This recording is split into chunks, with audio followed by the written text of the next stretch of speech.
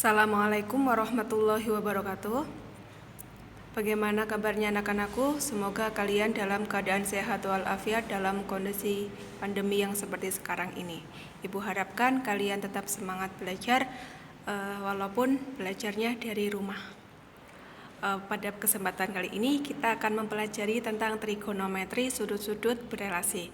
Namun sebelum kita bahas mengenai sudut-sudut berelasi, kita akan mengingat kembali materi yang sudah kita pelajari sebelumnya, yaitu jenis-jenis kuadran. Kalian sudah tahu tentunya ya, ada 4 jenis kuadran. Sebelumnya kita akan mempelajari tentang sudut terlebih dahulu. Ini adalah sudut 0 derajat. Kalau searah jarum jam berarti sudutnya negatif, sedangkan kalau berlawanan arah jarum jam bernilai positif.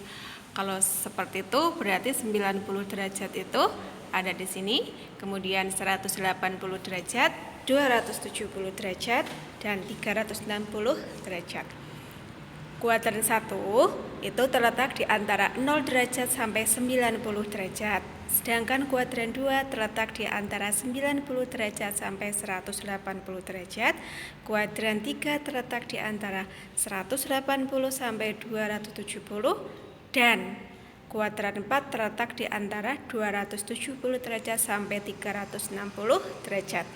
Jadi, berdasarkan keterangan tersebut, apabila kita mempunyai sudut 315 derajat, berarti terletak di kuadran 4. Kenapa? Karena 315 derajat lebih dari 270 dan kurang dari 360 derajat. Perbandingan trigonometri di berbagai kuadran.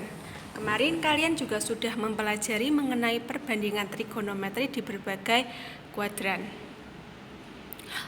Oke. Ini adalah pembatas kuadran. Untuk di kuadran 1, semua nilai perbandingan trigonometrinya bernilai positif, dimulai dari sin, cos, tan, sek, kosekan, serta kotangen, semuanya bernilai positif.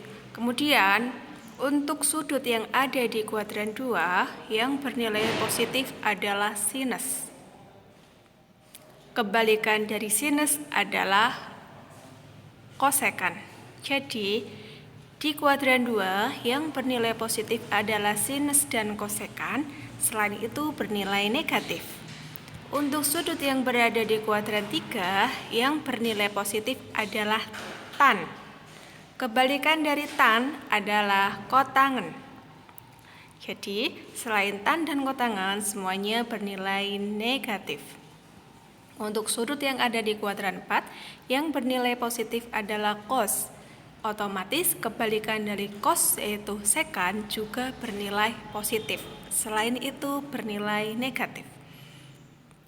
Apabila kita disuruh mencari nilai dari sin 120 derajat, maka nilainya adalah positif. Kenapa? Karena 120 derajat ada di kuadran 2, sedangkan di kuadran 2 nilai sinusnya positif. Sementara itu, jika kita disuruh mencari nilai dari tangen 315 derajat, maka bernilai negatif. Kenapa? Karena 315 derajat itu berada di kuadran 4.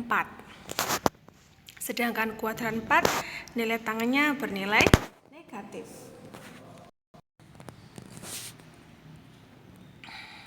Kemudian selanjutnya adalah sudut berelasi. Apakah yang dinamakan dengan sudut berelasi?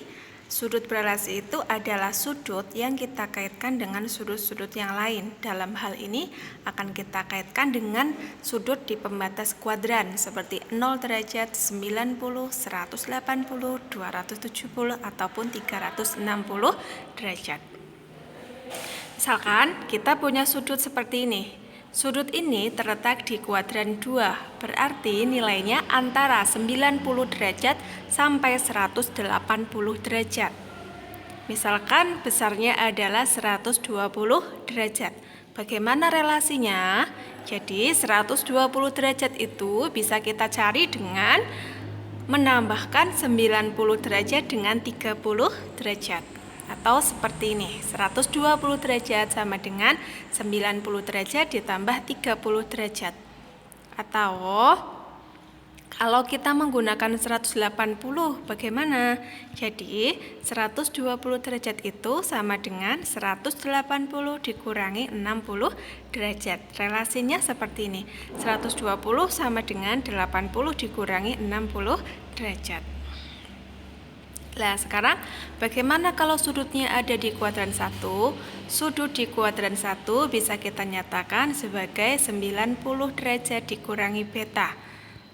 Kalau kuadran 2 berarti boleh 90 ditambah beta atau 180 dikurangi beta. Seperti tadi contohnya 120 bisa kita nyatakan sebagai 90 ditambah 30 atau 180 dikurangi 60. Bagaimana kalau sekarang ada di kuadran 3? Sudut di kuadran 3 bisa kita nyatakan sebagai 180 plus beta atau 270 derajat dikurangi beta. Misalkan saya punya sudut 210 derajat, maka dapat dinyatakan sebagai 180 derajat ditambah dengan 30 derajat atau 270 derajat dikurangi 60 derajat. Sekarang sudut di kuadran 4 bisa kita nyatakan sebagai 270 derajat ditambah beta atau 360 derajat dikurangi beta. Misalkan 300 derajat. 300 derajat bisa kita nyatakan sebagai 270 derajat ditambah 30 derajat atau 360 derajat dikurangi 60 derajat. Sudut berelasi, bagaimana cara kita menentukan nilai perbandingan trigonometri dari sudut berelasi? Kata kuncinya ada di sudut yang kita gunakan. Apabila kita menggunakan sudut 180 derajat dan 360 derajat, maka perbandingan trigonometrinya tetap. Maksudnya tetap itu bagaimana? Kalau yang kita cari sin berarti tetap sin. Kalau cos tetap cos. Kalau tan tetap tan. Kalau kot tetap kot. Kalau sekan juga tetap sekan. Kalau kosekan tetap kosekan. Jadi tidak ada yang berubah. Nah, bagaimana kalau kita menggunakan sudut 90 derajat atau 270 derajat?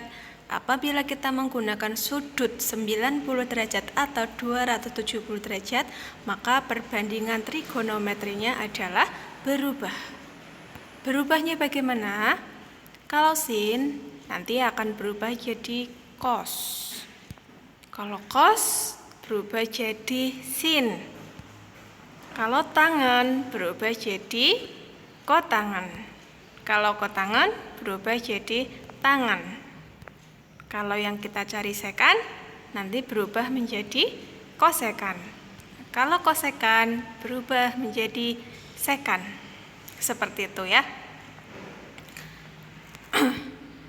Nah, bagaimana langkah-langkah menentukan perbandingan trigonometri sudut-sudut berelasi? Yang pertama, kita harus menentukan letak kuadrannya dulu. Untuk apa? Untuk menentukan nilai perbandingan trigonometrinya, ataukah bernilai positif atau negatif sesuai dengan letak kuadrannya. Kemudian, setelah itu menentukan relasi yang mungkin. Misalkan kalau di kuadran 2 mau pakai 180 dikurangi beta atau 90 ditambah beta. Kemudian setelah menentukan relasi, kita tentukan kesamaan bentuknya. Kalau pakai 180, apakah nanti tetap atau berubah? Kalau menggunakan 90 derajat nanti tetap atau berubah seperti itu. Kemudian terakhir menentukan nilai perbandingan trigonometrinya. Sebagai contoh, apabila kita ingin menentukan nilai dari sin 330 derajat, maka kita harus menentukan letak kuadrannya ada di kuadran 4 karena 330 itu terletak di antara 270 sampai 360 derajat. Setelah itu, sin yang kita cari sin, bagaimana sin di kuadran 4? Ternyata bernilai negatif. Jadi nanti hasilnya adalah negatif. Kemudian relasi yang mungkin apa? Relasinya bisa kita gunakan 270 ditambah 60 atau 360 dikurangi 30. Apa perbedaannya?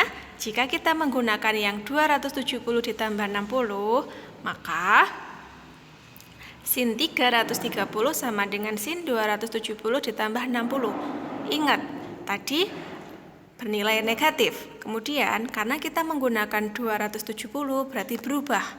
Apanya yang berubah? Sin. Sin berubah jadi apa? Sin berubah jadi cos. Jadi hasilnya adalah min cos 60 derajat. Karena cos 60 bernilai setengah, maka hasilnya adalah min setengah. Bagaimana kalau kita menggunakan sudut 360 dikurangi 30? Maka sin 330 sama dengan sin 360 derajat dikurangi 30 derajat. Ingat, karena tadi bernilai negatif, jadi nanti hasilnya negatif. Karena kita menggunakan 360 derajat, berarti sin tetap sin, tidak berubah. Dengan demikian, kita sama saja menghitung nilai dari negatif sin 30 derajat. Karena sin 30 hasilnya adalah setengah, maka nilainya adalah min setengah. Nah, itu sin 330 derajat, ketemunya adalah min setengah dengan menggunakan dua langkah yang berbeda. Menggunakan 270 ditambah 60 atau 360 dikurangi 30 derajat. Kalian harus tahu perbedaannya, kapan berubah dan kapan tetap. Begitu ya. Kalau menggunakan 360 atau 180 tetap, sedangkan menggunakan 270 dan 90 berubah. Kalian juga harus memperhatikan letak kuadrannya untuk menentukan nilai positif atau negatifnya. Oke, itu saja mungkin yang dapat Ibu sampaikan. Semoga kalian bisa memahami apa yang telah Ibu sampaikan tadi. Dan untuk latihan, silakan kalian mengerjakan latihan-latihan soal yang ada, yang akan Ibu share di WA, begitu ya. Dan untuk materi selanjutnya kita akan membahas mengenai koordinat kutub dan kartesius, seperti itu. Demikian untuk pertemuan hari ini. Semoga kalian tetap semangat belajar, tetap patuhi protokol kesehatan agar kalian tetap sehat ya. Demikian. Wassalamualaikum warahmatullahi wabarakatuh.